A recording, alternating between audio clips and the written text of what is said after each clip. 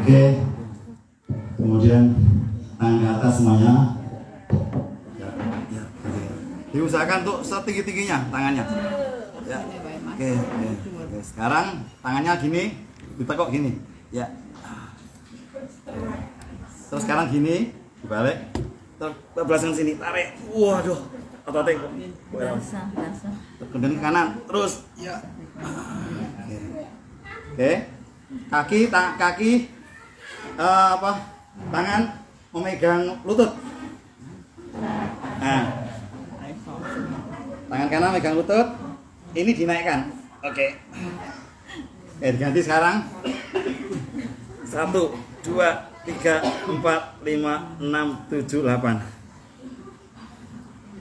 Oke. Kemudian tangannya gini, dilepas ke depan dengan sama-sama bilang alhamdulillah itu ya. 1 2 3. Alhamdulillah. Assalamualaikum warahmatullahi wabarakatuh. Pulang. Ya oke. Alhamdulillah. Sudah lumayan toh? Ya. Sudah tidak begitu ada otot, peregangan otot. Ya. Bapak Ibu yang dirahmati Allah, memang yang namanya manusia merencanakan di antara kita semuanya pengen ikut manasik secara utuh, tapi ada satu jamaah bulik saya, adiknya bapak sepupu bulik saya, Ibu Hendri, ternyata harus pulang karena adik iparnya meninggal dunia. Kita doakan sama-sama, Allahumma firlahu warhamhu wa'afi wa'afahu wa'akhir nuzulahu wa wa'asib madkhalahu wa'ksiru bima'i wa'fati wa'balad wa naqihi minal khotoya kama yunaqqa al-abayadu minat nas wa atil hudaran khairan min dari wa ahlan khairan min ahli wa jawzan khairan jawzi wa qihi binala awin ada binar. Amin amin ya rabbal alamin. Jadi beliau harus pulang karena, dan saya cuma titip salam saja sama Pak Lek almarhum, tidak bisa layak gitu, tapi ya bisanya hanya mendoakan. Oke, baik. Disampaikan. Tadi kita ceritanya di atas pesawat ya. Di atas pesawat kira-kira di atas pesawat kira-kira nanti 15 menit sebelum sampai di bandara Jeddah, 15 menit pilot akan mengumumkan dengan bahasa Arab, dan insya Allah tiba-tiba jamaah itu semua itu paham gitu loh, paham bahasa Arab. Ketika ada pengumuman itu tiba-tiba paham gitu loh. Oh ini waktunya ya, karena ada kata-kata miqat, ada kata-kata jalan. Oh berarti tiba-tiba paham bahasa Arab gitu. Dan ketika kita disuruh seperti itu, maka jamaah yang kagum nanti semua jamaah akan kami bangunkan. Ya. Tapi kalau sekiranya ada yang sudah bangun dan saya kok tertidur, bangunkan saya. Nah, ya tidak masalah ya. Kita bangunkan semuanya untuk supaya yang kagum barangkali mau ke kamar mandi dan sebagainya silakan. Kemudian biasanya ada prepare sekitar 5 menit atau 10 menit. Nah, kemudian setelah itu kita ambil mikot, nanti saya pimpin bersama-sama. Jadi, mari kita ambil mikot. Labbaik Allahumma umratan. Nawaitul umrata wa ahramtu biha lillahi ta'ala. Ini umroh wajib, tidak boleh dibatalkan apapun alasannya. Satu-satunya ibadah yang tidak boleh dibatalkan, tidak satu-satunya. Sholat juga boleh dibatalkan kalau bukan karena udzur syar'i, kalau bukan karena ada kebakaran, ada sesuatu yang membahayakan. Kalau ini benar-benar tidak boleh ada alasan apapun. Karena apa? Karena ketika sudah ambil kot, sakit, ya bagaimana caranya harus dibawa ke, kalau masih memungkinkan. Tapi kalau yang namanya sati haid tadi kan tidak memungkinkan, maka tadi kebijakannya Ustaz tadi melaksanakan umroh tanpa tawaf. Oke, baik.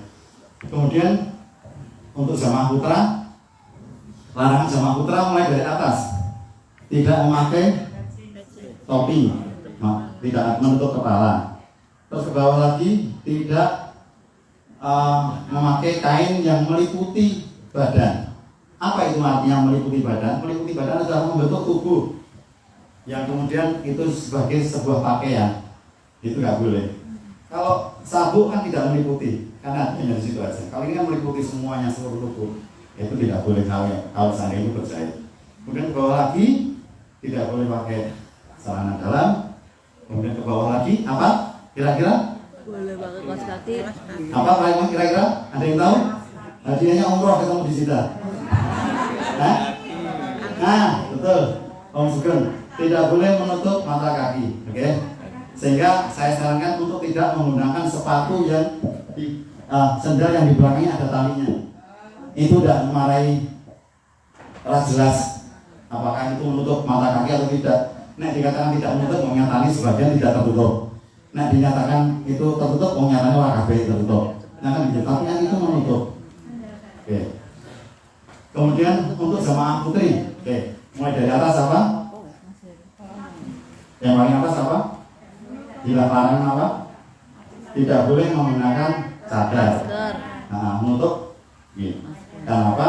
Karena ini adalah anggota sholat.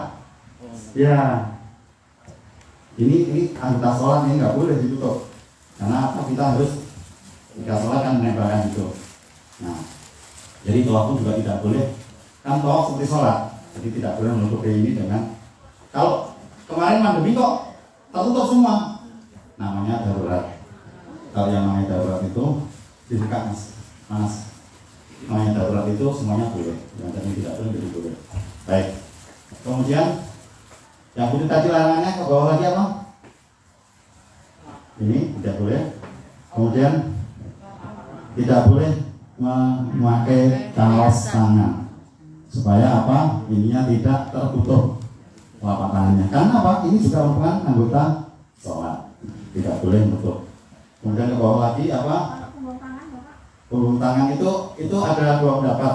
Sebagian imam menyatakan boleh, sebagian tidak. Nah, kebijakan yang kita tutup aja. Dengan apa? Kita membeli apa itu yang buat sholat itu loh, yang tangan itu oke, penutup di sini. Nah, ke bawah lagi apa? Ini juga jangan sampai. Ini bisa. Nah, seperti ini.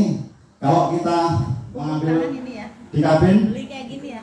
Nah, seperti ini, nanti turunnya gini. Ini juga kalau kita sudah niat umroh, ini tidak diperkenankan kelihatan. Padahal kalau sekiranya kita tidak sedang umroh, boleh. Baik, di atas sini boleh. Nah, tetapi kalau sedang umroh ini nggak boleh. Terus ke bawah lagi apa yang tidak boleh? Kaki. Wudhu nggak boleh gini ya, mohon maaf. Wudhu dibuka gini. Buka gini. Itu ada orang laki-laki yang lewat, nggak boleh. Siram aja kainnya. Ya, maka kita cukup usap di punggung. Nah, tapi kalau mau lepas itu boleh dilepas. Itu. Oke. Terus apa lagi, Mas? Untuk ibu-ibu kita ada hukum mengusap kaos kaki, ya. Jadi kita boleh wudhu dengan hanya mengusap kaos kaki. Kita kan pakai kaos kaki nih. Syaratnya satu. Yang pertama adalah sebelum pakai kaos kaki kita dalam keadaan berwudhu. Tapi tiba-tiba kita nanti batal, maka kaos kaki bisa diusap. Terus juga ada hukum mengusap sorban. Jadi nggak usah dikeluarin rambutnya, sini aja nih, gitu ya. Tapi syaratnya tadi sebelum pakai sorban atau pakai kerudung kita berwudhu dulu. Dan itu waktunya hanya berlaku 1 kali 24 jam. Nanti kalau sudah 24 jam kita wudhu lagi, kita baru pakai kaos kaki. Nanti kita akan kesulitan karena kita sering pergi-pergi. Nanti berwudhunya ada copot nanti buka auratnya, maka kita mengerti ya sekarang hukumnya mengusap kaos kaki. Oke, baik. Terus kemudian Yang perempuan ya. Setelah tadi kita Laki-laki juga boleh. wudhu, kemudian kita di atas pesawat sholat ya, sholat. Oh ya tadi mohon maaf belum selesai tadi larangannya. Larang untuk yang perempuan tadi biasa di bawah ya.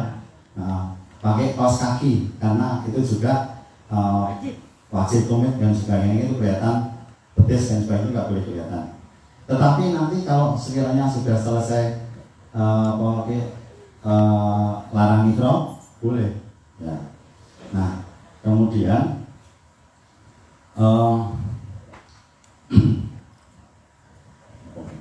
lupa saya mau ngapain tadi. Oke, larangan putih. Larangan putih. Sekarang larangan umum apa? Yang tadi sudah sampaikan tadi, yaitu tidak boleh wala jidala, tidak boleh berkata-kata, wala rofasa, tidak boleh berkata yang jorok, atau rofas atau kata-kata yang saru, wala fusuko, tidak boleh kita merusak atau kemudian membunuh binatang dan sebagainya. Itu secara umum tidak boleh pakai minyak wangi-wangian dan sebagainya. Cabut rumput, Cabut rumput boleh minyak wangi sebelum kita niat. Nah, tapi tidak di badan. tapi tidak. Ya. Tapi di kulit juga nggak apa-apa asal tidak di pakaian. Gitu. Nah, jadi sebelum pakai pakaian, sholat boleh. Itu boleh. Kan bukan pakaian, walaupun pada akhirnya juga mengenai pakaian tapi boleh. Oleh karena itu maka ketika kita tawaf kita tidak boleh menyentuh. Ya, hati-hati ya. Kalau kita ada kesempatan dekat dengan Ka'bah, jangan musaf Ka'bah. Ketika kita ihram, ketika kita pakai pakaian ihram. Karena apa? Karena Ka'bah itu selalu disemprot dengan minyak wangi. Ya. Ka'bah itu wangi, ayo minyak wangi kok. Terus kemudian apalagi Hajar Aswad, wangi banget, disemprot itu terus besar-besaran. Jadi sebelum selesai kita tahalul, nggak boleh megang-megang Ka'bah, nggak boleh cium itu ya. Kapan kita bisa megang? Nah, pada saat tawaf sunat, pada saat tidak ihram, habis sholat pengen megang silakan. Nanti ke Hijir Ismail silakan. Tapi dalam keadaan ihram itu sebelum kita potong rambut itu nggak boleh megang-megang Ka'bah. Baik. Kita sudah pakai pakaian ihram ya, yang laki jangan kita ingatkan istri-istrinya, mengingatkan suaminya Pak. Coba dulu Pak, ada loh jamaah kita yang ngeyel sama teman kan saya ikut, saya wanti-wanti terus dia seolah-olah dia jadi pembimbing gitu, saya wanti-wanti, pokoknya kamu harus screening gini. Dia tanya, Pak, dicoba dong Pak. Ini kakak, mulai kapan? Mulai mau, satu mereka enggak. Ada, karena dia tadinya nggak jujur, benar-benar nggak mau ngaku, tapi akhirnya kemudian, nah. Kalau boleh di Gramam juga, bisa yang dulu ya, nggak apa-apa. Nah, itu orang saru. Ada kadang-kadang yang nekat, jangankan nekat, apa istilah ibaratnya kontrolnya rahmat. Ikut sama ngerti. Oke baik. Kemudian larang ihram udah bagi wanita dilarang wangi-wangian, motong buku. Tadi sudah sampai disampaikan yang berjumbo, mentelikar, motong-motongan dan lain sebagainya. Oke baik terus. Nah ini debat nanti saling mengingatkan ya ketika kita mau ihram, ketika kita mau tawaf, kita pakaiannya irtiba itu bagian pundak sebelah kanan itu terbuka. Karena kita mau melakukan gini ya. Oke baik terus. Kalau rambut rontok gimana ya? Asal tidak dirontokkan oleh kita nggak Pak? Nggak apa. Asal tidak kita cabut sendiri. Oke baik terus Mas.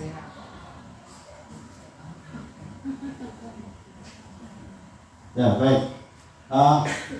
Jadi jam 4:30 jam berapa Mas? Nah, pukul 10 lewat jam 4:30 kita udah sampai. Yang kita hitung ya 10, 11, 12, 13, 14, 15, 16, 17, 12, 20 lewat 20. Jam 20 lewat 20 WIB dikurangi 4 jam adalah jam 4 sore lewat 20 ya, dikurangi 4 jam. Berarti sore-sore kita udah sampai, tapi nanti kita akan sampai di Mekah itu kira-kira 2-3 jam dan kita akan selesai tawaf itu kira-kira ya jam 12 jam 1 malam. Ya, jadi tenaga kita benar-benar kita siapkan benar ya untuk itu. Nah, oleh karena itu kita meminum vitamin atau bagaimana. Baik, terus sampai di Bandara Jeddah, Bapak Ibu semuanya nanti yang putri kalau belum punya kesempatan untuk berganti baju dengan baju putih atau baju yang memang mau diniatkan untuk pakaian ihram sebagai pakaian ihram, itu maka silahkan ganti ketika kita sudah sampai di bandara. Nah dan nanti di bandara ketika kita mau masuk ke bis kita foto bersama dulu. dengan pakaian ihram semuanya dijaga, baru kita masuk bis. Nah, di bis kita perjalanan sampai ke Mekah kira-kira ya 2 jam mungkin ya. Saya lupa belum googling. Tapi kalau Mekah Madinah itu 6 jam. Nah, sampai di Mekah nanti kira-kira jam 7, jam 8 malam. Sampai sana kira-kira Isya. Kita masuk kamar sebentar. Nanti kita akan membagi kamar. Ya. Kamar umpamanya kamar satu keluarga 8 orang atau 7 orang. Supaya berdekatan maka nanti akan kita carikan kunci kamar yang berdekatan. Begitu ya. Nanti kalau kira-kira nggak cocok dengan kamar tersebut, minta tukeran dengan yang lainnya. Umpamanya ada bapak salah satu yang cuma bertiga, yang lainnya berempat semuanya. Nah, yang bertiga kok ternyata kamarnya sangat luas banget, sementara ada yang berempat kamarnya malah sempit. Nah itu, maka jangan sampai koper dibuka dulu. Maka kebijakan kita jangan sampai kita masuk kamar membongkar koper, akan lama. Nah maka kita masuk kamar hanya untuk keperluan pipis, kemudian wudhu lagi barangkali, kemudian kita berangkat bersama-sama ke Masjidil Haram. Kita mulai dengan talbiyah. Labbaik Allahumma labbaik. Labbaik la syarika laka labbaik. Innal hamda wan ni'mata laka wal mulk la syarika lak. Labbaik Allahumma labbaik. Labbaik la syarika laka labbaik. Innal hamda wan ni'mata laka wal mulk la syarika lak. Labbaik Allahumma labbaik. Labbaik la syarika laka labbaik. Innal hamda wan ni'mata laka wal mulk la syarika lak. Bapak Ibu yang dirahmati Allah, perasaan hati bergetar itu bukan dibuat-buat, tapi memang keterpanggilan kita sama Allah. Kita betul-betul akan berjumpa dengan Allah. Berjumpa dengan Allah itu tidak hanya ketika kita mati meninggal dunia, juga bukan ketika kita ke tanah suci karena menjadi tamu Allah. Tapi yang namanya berjumpa liqo dengan Allah itu adalah ada banyak sekali macamnya. Ketika kita sedekah itu kita berjumpa dengan Allah. Ketika kita sholat itu kita berjumpa dengan Allah. Ketika kita berbuat baik itu kita juga berjumpa dengan Allah. Dan ketika kita sedang mendoakan orang tua kita juga berdoa. Bahkan kita sedang mendoakan istri suami kita yang sedang meninggal itu kita sedang berjumpa dengan Allah. Betul-betul kita menghadap Allah. Maka Bapak Ibu yang dirahmati Allah, kalau Bapak Ibu nanti mendapati lihat Ka'bah kok tidak bergetar hatinya, berdoa sama Allah, ya Allah, aku meminta panggilan ya Allah. Aku ingin hatiku silatun tersambung dengan Allah. Maka izinkan aku bersambung atau sambung dengan Allah Subhanahu wa Ta'ala. Nah, Bapak Ibu yang dirahmati Allah, ini kondisi kamar kita ya rata-rata seperti itu. Ada yang lebih mewah, ada yang sedang seperti itu. Nggak tahu kita nanti akan dapat seperti apa. Satu orang itu satu bed, ya insya Allah tidak satu bed besar kemudian berdua, tidak, tapi masing-masing satu bed begitu. Kita hanya sebentar saja, kemudian kita siap-siap, kita di depan hotel, kemudian kita untuk bersama-sama kita menuju ke sana. Dan Bapak Ibu nggak usah khawatir, nanti Bapak Ibu akan kita berikan kesempatan ketika kita berjalan bersama-sama menuju Masjidil Haram yang insya Allah jaraknya sekitar 450 meter. Mudah-mudahan itu tidak bergeser nanti hotelnya. Itu nanti kita akan berhenti di depan WC 3 kemudian nanti dipersilakan Bapak Ibu untuk turun untuk melakukan hajatnya, ya, sehingga persoalan itu hubungannya dengan masalah kamar mandi selesaikan. Nah, nanti insya Allah kita bisa melaksanakan dengan tawaf dan sa'i dengan lancar. Baik, ini kondisi di Masjidil Haram zaman masa pandemi masih berjalan seperti itu. Oke, baik, terus. Nah, Bapak Ibu, tadi sudah jelaskan hajar aswad, ini pilar hijau ya. Ya, pilar hijau. Oh, insyaallah. Masih. Saya selesaikan sedikit ya, sorry. Ini hajar aswad ya, ini pilar hijau. Pilar hijau ini dari sini. Di sini ada pilar hijau. Silakan cari. Di sini ada pilar hijau. Coba mana pilar hijaunya? Mana pilar hijaunya? Terus. Nah, ini. Ini pilar ini ada lampu hijau ini. Itu nggak kalau ditarik garis lurus itu sampai ke sini. Assalamualaikum. Ini Ustaz dari karyawan. Ini hajar aswad. Kalau ditarik ke sana, di sana ada pilar hijau. Di sana pilar hijau. Nah, kalau Bapak Ibu hilang, sekiranya kecer, ketinggalan, nggak usah bingung. Bapak Ibu mencari hajar aswad. Hajar aswad pasti di daerah yang paling uyuan tadi. Mau menjual di sini tuh uyuan. Kemudian ditarik garis lurus ke sana. Nanti akan ketemu dengan pilar hijau tadi. Ini di sini pilar hijau. Dan Bapak Ibu silakan nunggu di situ. Nanti kami atau mutawif saya suruh untuk mencari. Makanya kita nanti semuanya pakai penanda supaya ada penandanya kain atau bagaimana nanti. Nah itu. Jadi pernah suatu ketika saya punya jamaah, nggak banyak jamaahnya. Waktu itu 30-an atau 25. Itu orangnya ya di sini nanti lebih besar siapa Pak Imam ya. Pak Imam atau Pak Heru atau Pak Rudi ini besar. Pak sampean di belakang sendiri ya Pak ya, mengawal ibu-ibu. Sehingga kalau saya pastikan ada jenengan, maka saya pastikan jamaah semuanya utuh. Betul nggak kata saya? Betul ya? Beliau mengatakan begini, Ustaz, itu di halaman pelataran Masjidil Haram di tulisan garis itu. Ustaz, kalau yang hilang saya gimana? Kalau yang hilang saya bagaimana? Istighfar Pak. Ya Allah. Jangan ngerasain seperti itu sama Allah. Nanti kita beristighfar jangan sampai itu kejadian. Nggak sampai satu putaran beliau sudah hilang. Hilang. Istrinya masih ikut saya.